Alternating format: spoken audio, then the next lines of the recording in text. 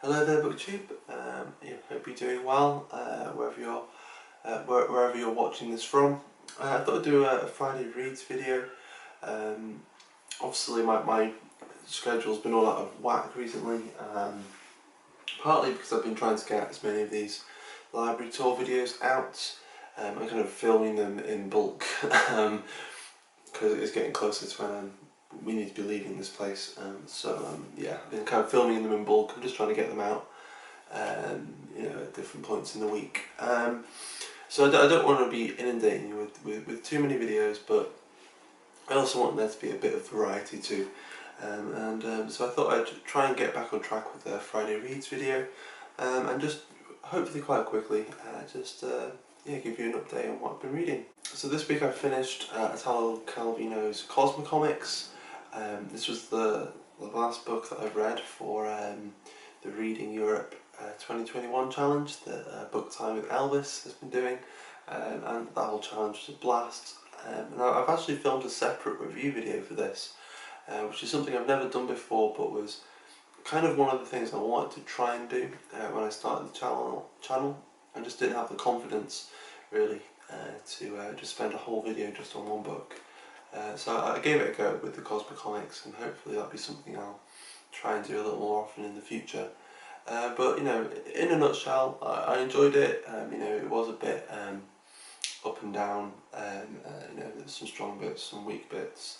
But that's all I'll say for now. And I'll, if I've uploaded it, I'll put a link down in the description. I've still been dipping in and out of these selected poems of Zbigniew Herbert, a Polish poet writing in the mid-20th century, and I probably could have finished this by now, but I really did just want to dip in and out, just use it as a change of pace as I'm moving between one book and another. And it's been good, and maybe I'll read another one of his poems for a Thursday poetry or something else in the future. And I've been reading a lot actually of Heather Clark's Sylvia Plath biography, read Comet. I've kind of gotten into a bit of a rhythm with it now, and I've read, since the last time I checked in a couple of weeks ago, read maybe 400 to 500 pages. So I'm like 2/3 of the way through now, which is crazy. It's been really fun actually, and it's been quite eye-opening. There's a lot that I just didn't know. One thing that I hadn't really thought much about with the relationship between Sylvia and Ted Hughes is because I was expecting there to be a lot, obviously, about Sylvia's own mental health and what she went through. Well, what I wasn't expecting as much was some insight into Ted Hughes's mental health, which I think he himself kind of hinted at it a little bit in some poems in birthday letters, but I think he kind of didn't want to say too much about it. I don't know whether he was feeling a bit of stigma, understandably.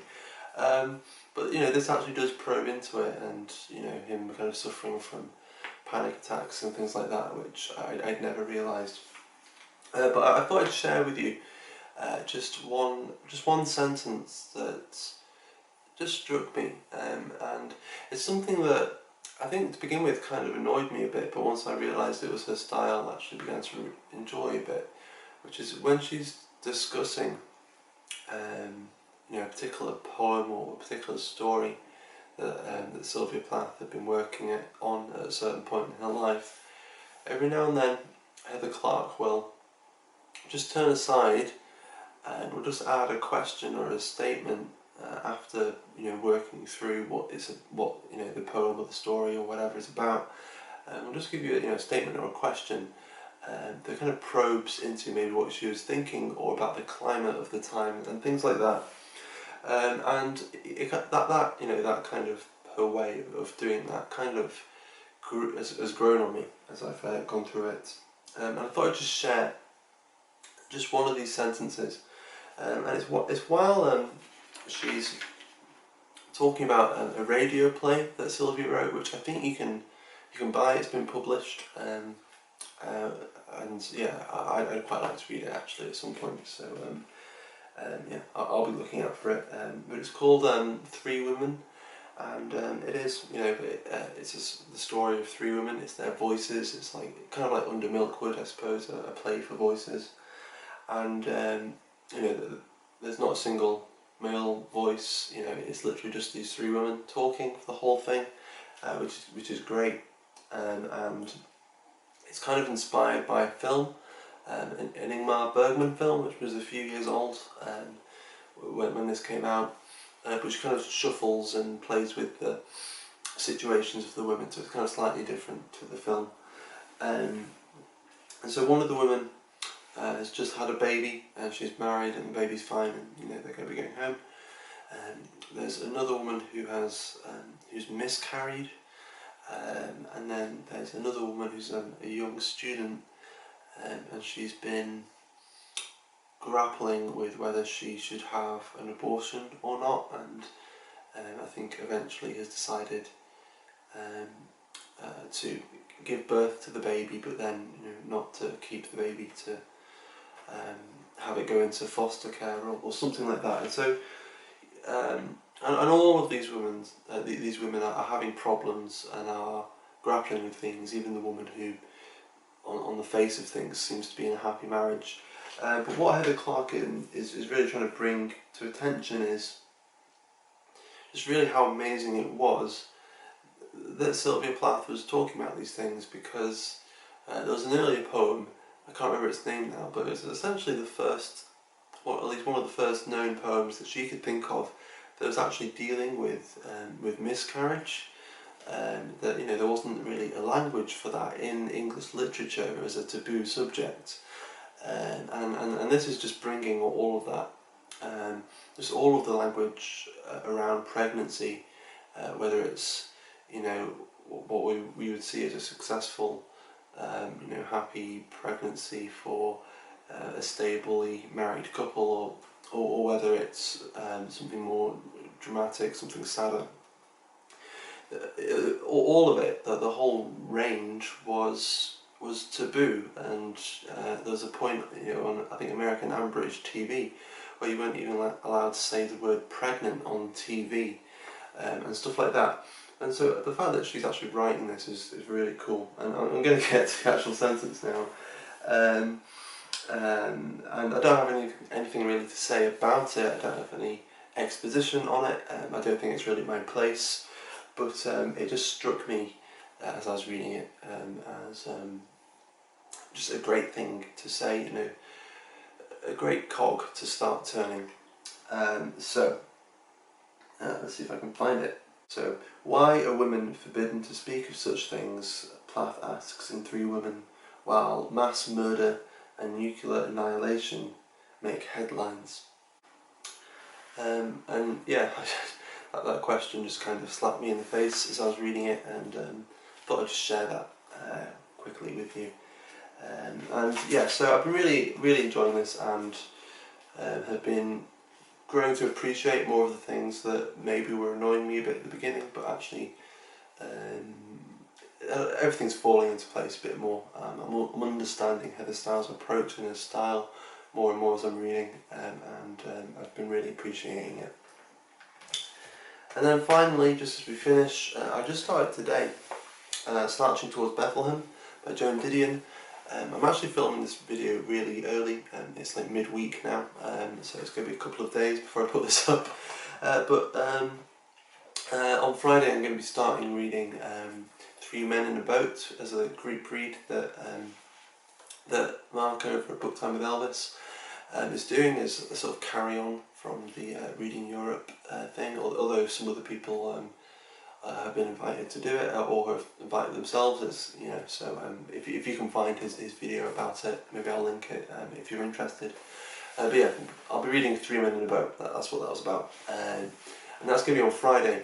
And I thought I'd see if I could read this, or at least a good chunk of this, before I start Three Men in a Boat. So this is Slouching Towards Bethlehem by Joan Didion.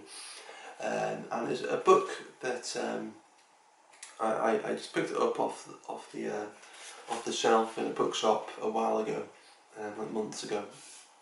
And I kind of knew who Joan Didion was. I think read some interviews with her and stuff, like in the Paris Review and stuff, and she sounded like an interesting figure.